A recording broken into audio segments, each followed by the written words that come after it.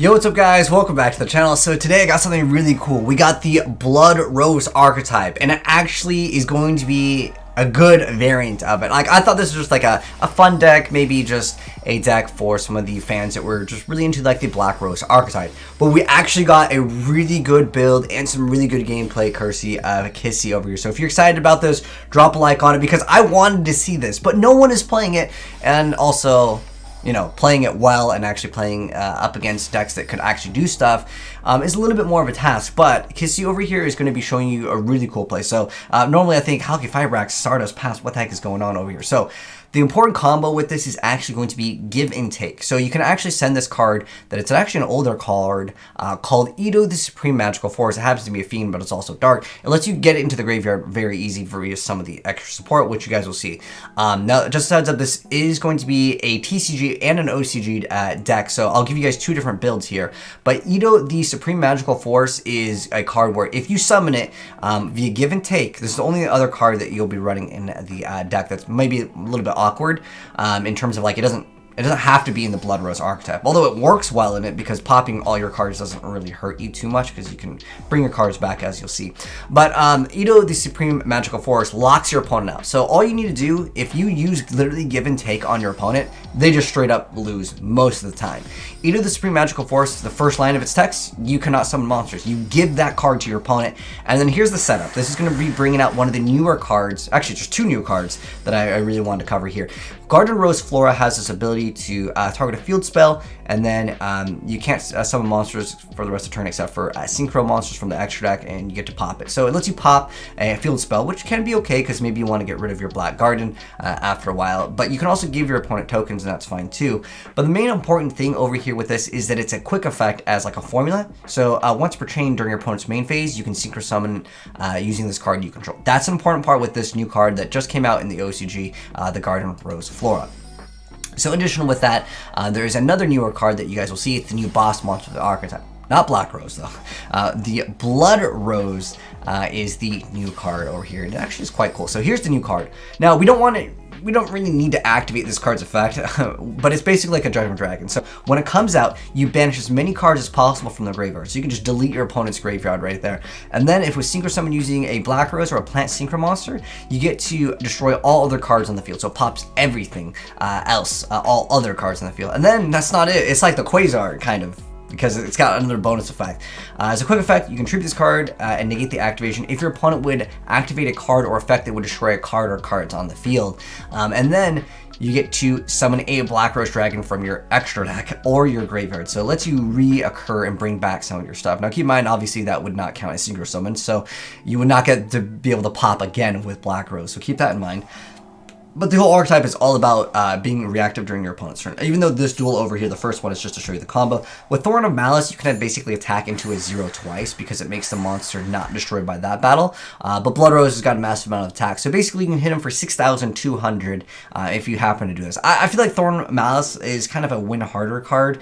It doesn't make it so you do piercing, but it's part of the archetype. So I'd at least throw it in just to show you guys the combo here. But I would say overall, again, it's more of what I would consider a win harder card.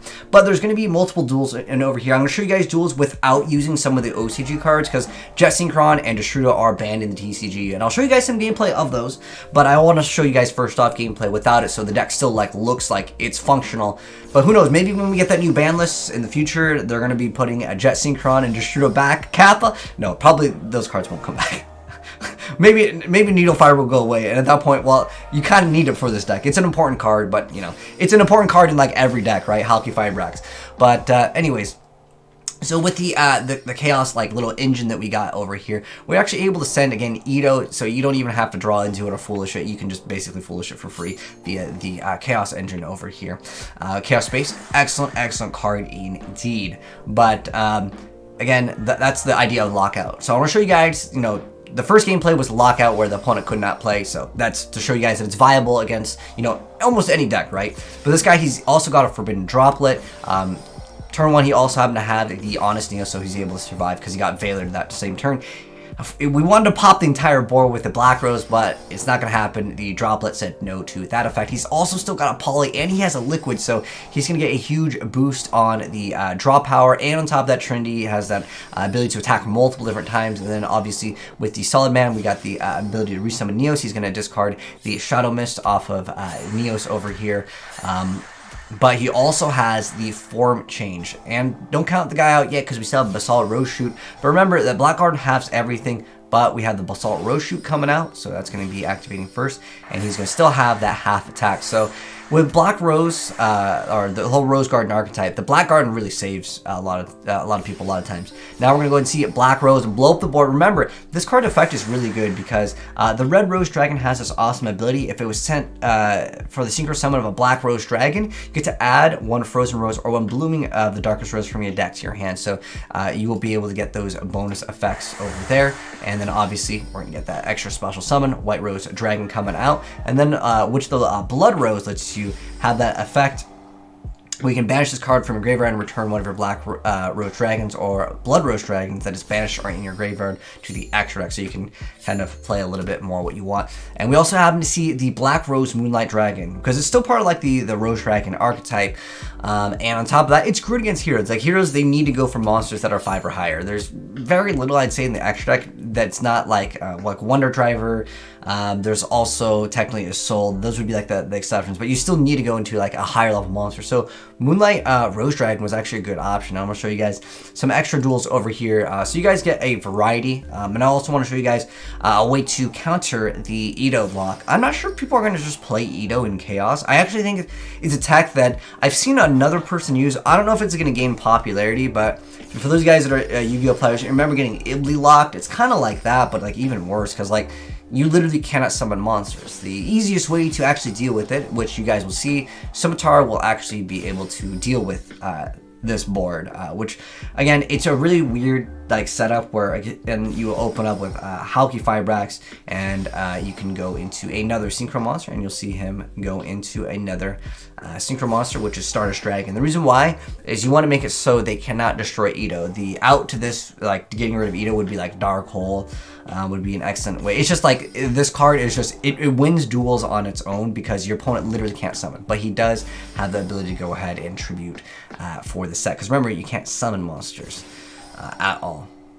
So he's just going to be able to set, which significantly slows him down. But he does have 2 Galaxy Soldiers. He wants to make something, but is that going to happen? Absolutely not, because we're going to go ahead and stop him with the Black Rose Moonlight Dragon, and he didn't have another light. So sorry for him. He's just going to go ahead and have to say GG. But what happens if the guy's actually able to duel? Because let's give him another shot over here. Now, he's going to be able to make a board this time, so this is more of an example of the opponent actually being able to play. Like I mentioned before, it is an OCG deck as of right now for like most of the Rose Dragon cards we don't have yet, and also that newer Synchro card, which I love the artwork, by the way, on the Guardian Rose Flora. I really want to get one of these once it comes out, but we're going to see the Basalt Rose Shoot, because remember, it's a quick play. You're able to go ahead and summon something during your opponent's turn, and then with the Halki Fibrax, that just allows you to do a little bit more. But this guy goes ahead and makes a Union Carrier. He's going to go ahead and make Orbital. Orbital is going to go ahead and search out the extra card, and then the Vanisher going to be coming out as well. But yeah, I think this archetype is kind of cool. The 2 cards that we don't have in the PCG that would obviously make this deck way better, Destrudo and Jet Synchron. This one isn't like super important for Jet Synchron. You can technically play a few other cards, but it's just the one card that you can send from Shooting Riser to get like a reoccurring like Glow Bulb, where it's just like you can just, if it's in your graveyard, you just send a card and just special summon it. It could be technically other things. Heck, at this point, it could be like any tuner. It's not really specific that it needs to be like a machine or anything like that. So you could find alternate sources, but at the end of the day, you could maybe 1-for-1. It would give you the same effect. Obviously, having this is better with Shooting Riser, but I know that there's people out there that don't want to see OCG, so I included the first gameplay as TCG playable. The next part is OCG, but technically some of the cards are OCG anyways, like I mentioned before, like this new Synchro. But Moonlight Dragon coming out again, and this card again is pretty good, I would say, against Galaxy as well. So he's going to go ahead and take massive damage because Union Carrier usually is not the strongest, but he's going to go ahead and try to activate that effect. That effect gets negated, and then he's going to be able to attack into the Galaxy Ice Photon Dragon, and with that 9,000 attack, bam, as game over, man, which was pretty dang cool. As you guys can see, the deck can kind of come back, and I want to show you guys another play over here. This one's not like too important, I would say. It just shows off what you can do with, like, let's say, like YuGiOh, because I wanted to show you guys at the deck at its maximum potential, as well as showing you guys in the very beginning what the deck can still do even without it. And I'll give you guys some suggestions for some other cards if you want to go ahead and try to play this deck. I was even thinking that, like, you could even alternatively throw, because, like, he already runs Armageddon Knight, which is great because, like, most of the things in this whole archetype are dark. You could even squeeze out Greffer if you wanted to, and then you can throw in Plague, and then you would still have the option to go for the synchro plays, although keep in mind Plague is one level higher, so you'll have to maybe use some of your tokens or their tokens if you want to. There's actually a really cool card that I'll talk about in a second. I think Mark of the Rose is an underrated card, especially in this deck. I'd play it over the card where it makes it so you can do piercing and it increases by 600, but nonetheless, it's there, so I'll mention it. So we'll see the guy. He's just going to go ahead and defense up. He's got one card set, and we have the card ready to go. So we'll see the Basalt Road Shoot once again, and it's going to go give his opponent a token, but there's no more tokens. So he's going to go ahead and start using his Destiny board. I thought this was kind of funny. Trying to Destiny board a Black Rose player, good luck, mate. But he goes ahead and pops everything up on the board, including the Black Garden, but he's still going to get all those bonus effects. And this is to show you guys that you can basically pop your board and you'll still just get some extra cards out, which is still pretty dang powerful. As the whole deck, what it wants to do is pop your opponent either on their turn, or you can, you know, just once it's your turn, pop the entire board, and you will be able to OT obviously quite easy. And we also summon the Blood Rose Dragon, which I would say is like the boss monster of the archetype over here. So at that point, game over. And I was really surprised that this deck was so dang powerful. Like, I didn't think it was that powerful. I think it was more of like a casual, like, you know, fun deck, but he made it look pretty good, or she. But Kissy, thank you so much for the awesome deck. Now I want to give you guys the deck profile for this deck as well, so let's go ahead, hop right into that. So here is the deck. I did mention that it is OCG here slash TCG. So if we were in the TCG, obviously we'd have to make some changes to the deck. Those changes would be that we cannot play Jet Synchron and the YuGiOh. Cards that I would recommend are cards like Greffer and Reborn. These are the cards that I would kind of suggest. And if you do play Greffer, I would also recommend playing the Plague Spreader. In the extra deck as well, if you want to make Quasar, you can definitely make it, but you'd actually have to put in a Reciprocal Dragonfly, because for Quasar, if I go to it real quick, because I was like, at some point I was like, Kissy is going to make Quasar, but they never did. The reason why is because it requires a tuner synchro monster and 2 or more non-tuner synchro monsters. So keep that in mind as well. If you do want to make Quasar, you can obviously swap out Trishula, but Trishula's still a pretty good card. But let's go ahead and hop right into the deck profile. So here's the core of it. Like I said, originally it's YuGiOh and Jet Synchron over the Reborn as well as the Greffer. But you guys can just, I would say just like Reborns was like an easy, like, no-brainer here. But anyways, we got Nibiru, we got Ito, we have the Black and White Dragon, we have the Witch of the Black Rose, we have the State Sailor Romarian, that's another newer OCG card. Then we got Armageddon Knight, 3 copies of the White Rose Dragon, 3 copies of Rox Rose Dragon, 2 copies of Red Rose, 1 copy of Rose Fairy, 1 copy of Dark Rose Fairy, 3 copies of Witch of the Blood Rose. This will let you just distribute and add the Witch of the Black Rose. And then you got Spore, you have Effect Veiler, and then we have 1-for-1 Duster, Dark Ruler No More. Then we've got Foolish Burial, 3 copies of Chaos Space.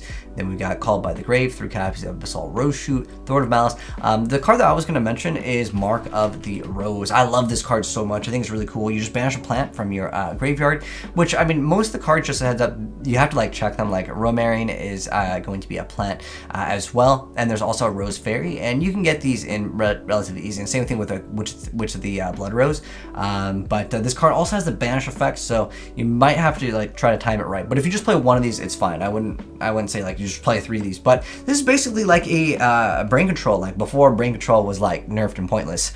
So you banish a plant, target a face-up monster your opponent controls, and you equip it to it. You get to take control over it, and you can do anything you want with it. It does not negate that monster's effect, but also once per turn during your end phase, you negate this card's effect until your next standby phase. So what that means is if I take my opponent's monster, I have to give it back to them, and then it comes back to me. So it's kind of almost like a Snatch Steal, like in a sense. But like, it doesn't matter. You're going to link off with it, you're going to synchro with it, you're going to take it, you're going to OTK them with it. But it does not negate the monster's effect, and you can still attack with it, you can synchro with it, you can do whatever you want with it. Or even something like Mind Control could be another great great option in this deck as well. But Mark the Rose does still let you get that effect of potentially other things, whereas Mind Control has that side where it cannot declare an attack. Is it really that big of a deal? I mean, you can still use the effect of it, so I'd say Mind Control is just as good for most players. But there are sometimes where your opponent has a massive amount of attack, and you take their monster and just OTK them. But that'd be like the only difference here. For the extra deck, though, of course, we got the Blood Rose Dragon, then we got Trish, we got the Crystal Wing, we got Stardust, we got Black Rose Moonlight Dragon, which actually popped up quite a bit of times. We got Black Rose, the Shooting Riser Dragon, Rose Maiden.